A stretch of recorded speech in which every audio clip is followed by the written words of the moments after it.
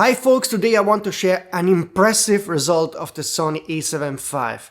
There has been a lot of discussion around this camera because the camera has many small missing features that other cameras have, and what people are not understanding is that the core features of the Sony A7v, the ones that you use 99% of the time, are impressive, top of the notch, so the best you can get. And today I want to prove it to you by showing a very reliable test published by Bill Clive from Photons to Photos. He is in the business since over 15 or 20 years, measuring dynamic range and noise level of any camera, so he knows his stuff. And he published a Sony A7v result, and basically the conclusion is that this camera has the best dynamic range of any full-frame camera out there, and it even matches the performance in some areas of medium format cameras. So this is quite impressive. I want to show you the graphs, and also I want to talk more about this camera. But before we kick off, a usual reminder to first of all like this video to help me YouTube algorithm, subscribe to the channel, hit the notification button to not miss some of the upcoming rumors. The pre-order numbers are high, that I know, but there is also a high amount of controversy on the web. I saw YouTubers hating this camera, YouTubers loving this camera, comments going all really in a not nice way when it comes to discuss this camera. I just quickly give you the reason why this camera has not some of the features the other cameras have, like when it comes for example video recording, open gate, higher frame rates, and flexibility that the Canon R6 Mark III or the Lumix S1 II give you. But the core features of the Sony A7v, the ones that at the end 99% of us are using, they're excellent. So if you need high quality 4K video, this delivers it with super low rolling shutter, super high dynamic range, and so forth. And when it comes to photo quality, the same. But today we have a very important data, like I told you before, from Bill Clive. So he is really serious about this business, and he shared the data about the Sony A7v. And now I want to walk you through some of the measurements he made about the Sony A7v and comparing it with the Sony A7 IV, the best-in-class full-frame cameras from Nikon, Canon, and also from Sony, like the Sony A1 II, but also with medium format, because there are some surprises. So here is the chart of the Sony A7v, and on the left you see the stops measured at different ISOs. So you have the peak at 50 and at 100 ISO with 12.45 stops. If you compare this with the older A7v, it's clear that the new A7v has about 1 stop more dynamic range, up to around ISO 300, and then the A7v stays ahead, but the difference is a tiny bit smaller compared to the A7 IV. So the big huge advantage of the A7v is at low ISO between 50 and 300 ISO, where it gives you 1 stop more dynamic range than the A7v. And this is impressive considering that this is a new partially stacked sensor, which was supposed, based on what we learned from the Nikon Z6 III and the Lumix S1 II, to deliver less dynamic range. Sony managed to make the miracle to have a partially stacked sensor that has a higher resolution than the Panasonic and Nikon sensor, and also more dynamic range. So this is a top of the notch sensor, and an impressive result, because 1 stop more is really something that you see. So if you care about ultimate image quality, the Sony A7v when it comes to photos is really great. Again, I repeat, this is for photos. If you want to have the data for video, so for 4K dynamic range, that is something that is coming soon from CineD, where they usually make those kind of tests. So then we report about this too, but I suspect that also when it comes to video, dynamic range will be top notch.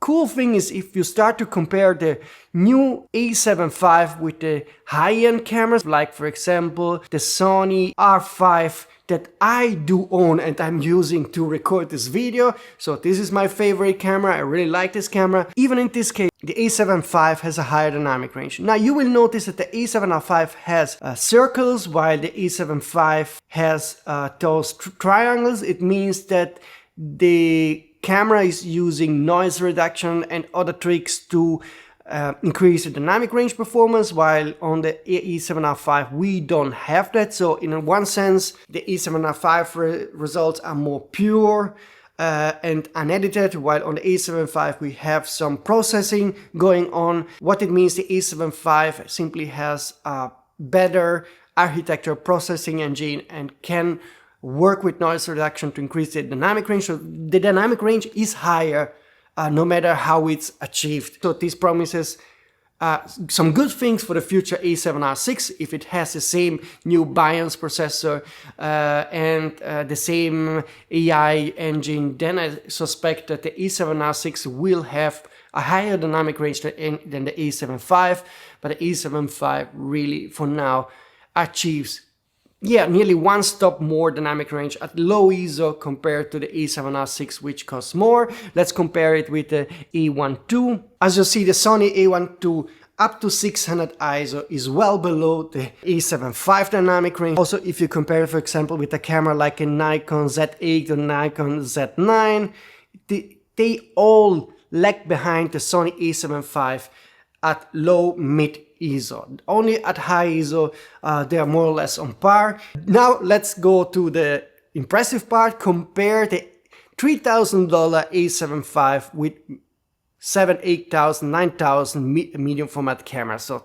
cameras that are way more expensive. The Hasselblad X32 has a very similar performance to the A7V, except at ISO 100, where the A7V has a nearly one-stop advantage. You get the same dynamic range with the Hasselblad and the A7V across the ISO range. Now let's see what the Fujifilm can do. The Fujifilm GFX 102 definitely has the best performance here. It basically outperforms the A7V from ISO 400, and it has about 2/3 of a stop or nearly one stop better performance than the Sony A7V, but at low ISO they are really close except of ISO 80, but at ISO 100, for example, the A7V is still ahead up to ISO 200. So even at 100, 200 ISO, the Sony A7V slightly outperforms the Fujifilm. Again, the Fujifilm doesn't apply noise reduction in this case, so keep in mind the A7V here is with noise reduction on, but this is an impressive result. A $3,000 camera gives you an image quality that at low ISO is the best in class in the full frame world and matches the medium format camera performance, which is impressive. Now, this is the advantage of having a Sony camera. Sony leads when it comes to, in my opinion, lens design and sensor design. Sony can use the latest tech on their camera, so the Sony A7V has a partially stacked sensor that is superior to the partially stacked sensor used by the competition, and also has a new BIOS processor and everything, and this is an impressive result for a $3,000 camera. This now makes me hopeful for the next Sony cameras that will be coming probably in 2026. I don't know if there will be a new high-end aps-c camera, a new ZV-E1 II. I highly suspect there will be a new A7R6, which is the camera I'm really interested in. If the A7R6 has the same BIOS processor probably, and also those kind of improvements we saw on the A7V, this could be a camera that clearly outperforms medium format cameras when it comes to dynamic range. This is very important for you. If you want to buy the Sony A7V, you should feel safe that you get a superb camera.